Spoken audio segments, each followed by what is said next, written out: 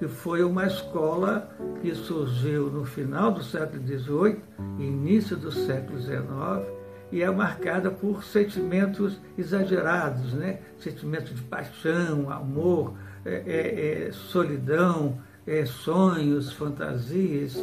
Mas não é esse o aspecto que nos interessa nesse momento dentro do curso, mas sim uma outra característica, outro aspecto também que é importante dos pintores românticos, que é aquele sentimento de nacionalismo que vai surgir nesse contexto histórico no mundo ocidental no final do século XVIII.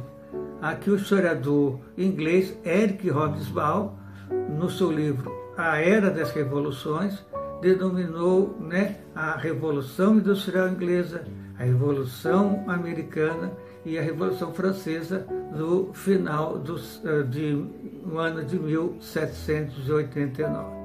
Temos aí agora a tela desse excepcional pintor francês, Eugène Delacroix, e na sua tela denominada A Liberdade Guiando o Povo. Vocês observam, gente, que a imagem da liberdade, ela se dirige na nossa direção, na direção do espectador, passando por cima dos corpos dos soldados fiéis ao rei Carlos X, que esse movimento propõe se derrubar. A liberdade traz em uma das suas mãos a bandeira francesa e a outra um arcabouço. Vale registrar também que essa revolução não corresponde a que nos referimos há pouco do historiador inglês, a de 1789, mas uma outra revolução que acontece na França já no início do século XIX, no ano de 1830. E essa imagem maravilhosa da liberdade, ela é uma alegoria, né? Uma alegoria que nos remete às imagens da mitologia grega lá do século V a.C. Ao lado da imagem da liberdade, do nosso lado esquerdo, encontramos a figura de um operário urbano, ao lado dele a figura de um burguês, né, representado com uma cartola, e abaixo dos dois a figura, possivelmente, de um menino de rua, né, deslumbrado diante da figura, né, da liberdade. Do nosso lado direito, vamos encontrar um estudante na França, e o conjunto desses grupos sociais, né, o operário, a burguesia, os estudantes se unem para a derrubada do rei Carlos X. Né? Na sequência de um outro grande pintor da escola do romantismo, vamos destacar a figura do pintor espanhol Francisco Goya, né? Em que retrata na sua pintura o fuzilamento de 3 de maio, em que ele descreve o contexto político naquele momento, em que as forças de Napoleão invadiram a Espanha e ocuparam todo o território espanhol, e vai ocorrer um levante de cidadãos espanhóis contra a ocupação das forças napoleônicas. Vocês observem nessa tela excepcional do Goya que ele faz uma representação desses soldados franceses que compõem o pelotão de fuzilamento. Eles não dão rosto a essas pessoas. É uma massa compacta sem dar destaque a essa figura. A outra metade da tela observamos toda a figura dos cidadãos espanhóis que foram presos e serão fuzilados nesse momento, né? O destaque fica para o cidadão espanhol, né, que camisa branca, calça amarela, de joelhos, com braços abertos, numa atitude heróica, né, sem temor diante da morte. Né? É uma figura extraordinária, de uma força, de um heroísmo muito grande. E as outras figuras que compõem o quadro nesse sentido, né? mas o destaque, claro, fica para a figura desse grande herói na representação que Goya fez nesse momento, no início do século.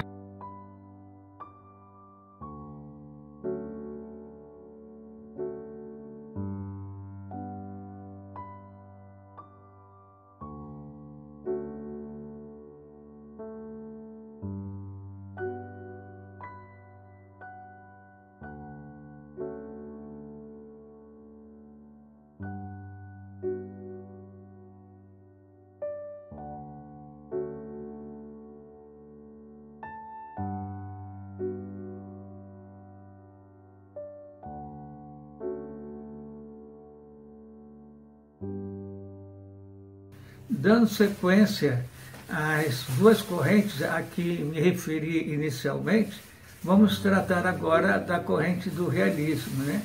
Então, podemos destacar que o realismo foi uma escola de pintura que surgiu em meados do século XIX e tem como uma das suas características mais fortes negar todas as características do romantismo, né? Toda aquela representação exagerada de emoções, de paixões. Os realistas, ao contrário, trabalham com a realidade como ela verdadeiramente é. E destaco também um outro aspecto muito importante para a gente entender os pintores dessa escola, que é a questão da exploração do homem pelo homem, a miséria, a pobreza, tudo isso que está acontecendo nesse momento na Europa, aí a partir do meio do século XIX.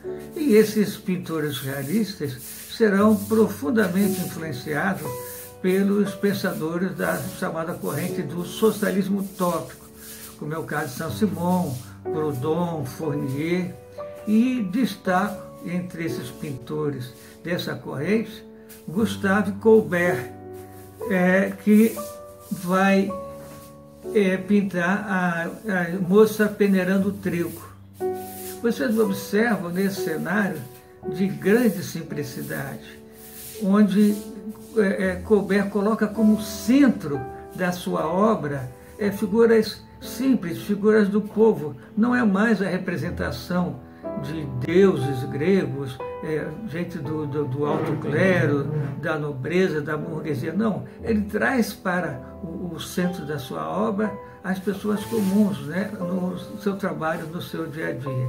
Vemos de costas uma moça separando o trigo, né? Embaixo tem um pano branco para pegar esse trigo que foi peneirado. À sua direita, uma outra senhora, numa atitude assim bastante cansativa, enfadonha, desse trabalho terrivelmente repetitivo de separar o trigo das suas impurezas. E mais adiante, ao fundo, observamos a figura de um jovem que a sua função nessa relação de trabalho que estamos vendo é recolher os sacos de milho já tratados, já separados, selecionados para exportação. Então essa é uma obra notável desse pintor fantástico do realismo do meados do século XIX.